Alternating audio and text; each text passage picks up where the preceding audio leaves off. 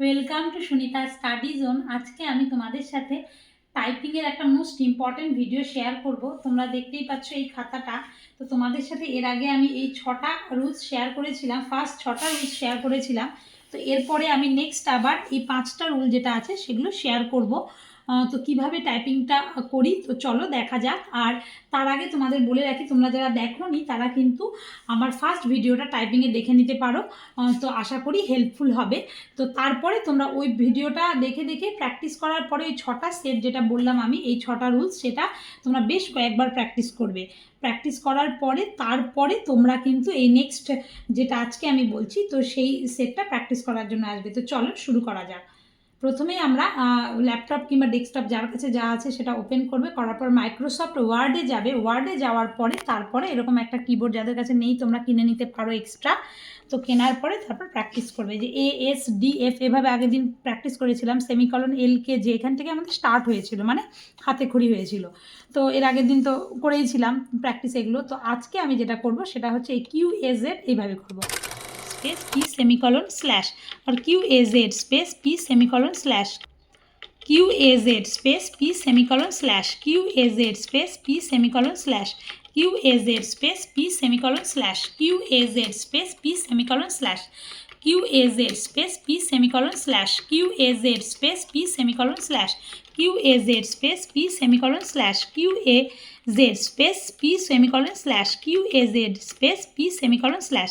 এভাবে আমাদের ফার্স্ট রুলসটা যেটা আছে রুলটা সেটা কমপ্লিট হলো এটা। এবার নেক্সট আমরা নেক্সটটাতে আসবো। তো চলো এবার শুরু করা যাক। হাতটা যেভাবে রেখেছিলাম সেভাবেই রাখবো।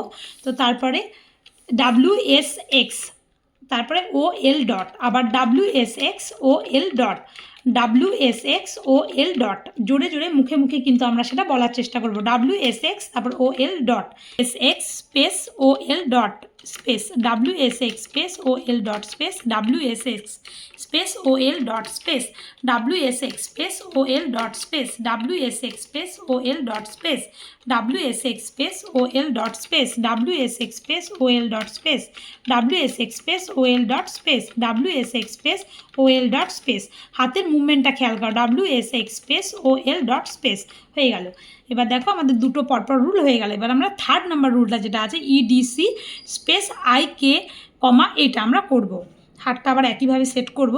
করার পরে দেখো EDC স্পেস তারপর IK কমা স্পেস, EDC স্পেস IK কমা স্পেস, EDC স্পেস IK কমা স্পেস, EDC স্পেস IK কমা স্পেস, EDC স্পেস IK কমা স্পেস, EDC স্পেস IK কমা স্পেস, EDC স্পেস IK কমা স্পেস, EDC স্পেস IK কমা space, EDC space IK কমা space, EDC space IK কমা space, EDC space IK কমা space. হয়ে গেল। এবার আমাদের দেখতেই পাচ্ছ যে 3 number যে রুলসটা আছে সেটাও কিন্তু আমরা কমপ্লিট করলাম। এবার আমরা 4 নাম্বারে যাব, RFV স্পেস UJM। হাত একইভাবে আমরা সেট করব। করার পরে দেখো RFV স্পেস তারপর UJM space, RFV space UJM space, RFV space UJM space, তারপর RFV space UJM space, RFV space UJM space, RFV space UJM space, RFV space UJM space, RFV space UJM space, RFV space UJM space, RFV space UJM space. হয়ে গেল। 4 নম্বর রুলও আমাদের complete হলো। এবার আমরা 5 নম্বরে যাবো, সেটা TGB স্পেস YHN স্পেস। হাতটা ASDF এর উপরেই সেট করব, সেমিকলন LKJ এইভাবে রেখে তারপরে এইভাবে হাতটা আমরা মুভমেন্ট করব।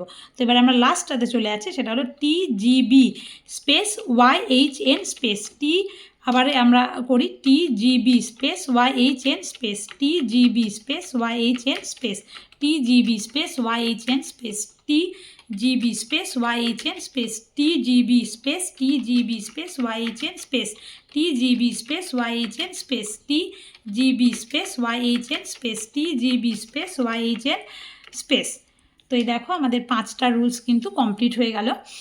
তো এইভাবে আমরা যদি টাইপিংগুলো করে রাখি, প্রথমের এই যে 4টা SDF যেটা করেছিলাম, তারপরে এই 5টা, এই টোটাল এই 11টা রুল যদি আমরা করি তাহলে আমাদের হাতটা অনেকটা বেশি সেট হয়ে যাবে। এরপরে আমরা এই যে এ থেকে জেড পর্যন্ত সেটা প্র্যাকটিস করতে পারি, কিংবা যে টাইপিং বাবা যে অ্যাপটা রয়েছে সেই অ্যাপ থেকেও কিন্তু প্র্যাকটিস করতে পারি। তো আমার এখন এই 11টা রুল করা হয়ে গেছে। আমি এখন টাইপিং বাবা ওই অ্যাপটা থেকে আমি হচ্ছে যে টিউটোরিয়াল যে সেকশনটা আছে সেখান থেকে একটু প্র্যাকটিস করছি হাতটা আরও সেট করার জন্য। এরপরে আমি আবার মকগুলো যেগুলো হয় টাইপিং বাবা থেকেই, তো সেটা আমি দেওয়ার চেষ্টা করব।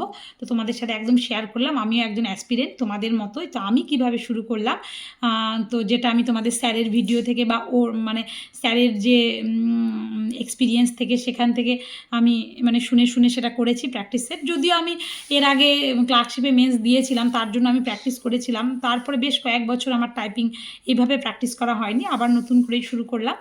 তো আমার এই জার্নির সাথে সাথে আমি ভাবলাম যে তোমাদের সাথে এগুলো শেয়ার করি, আশা করি তোমাদের হেল্পফুল হবে। তো আজকের মতো এটুকুই। আর আরেকটা বিষয় তোমাদেরকে বলে রাখি, এই যে আমি 5টা রুলের কথা বললাম, এগুলো আমার কিন্তু যেহেতু এর আগে করা ছিল, তার জন্য আমি একদিনেই 5টা কিন্তু করতে পারলাম। কিন্তু যারা একদম বিগিনার, আগে একটুও করেনি, তারা কিন্তু একবারে একদিনে 5টা রুলস পারবে না।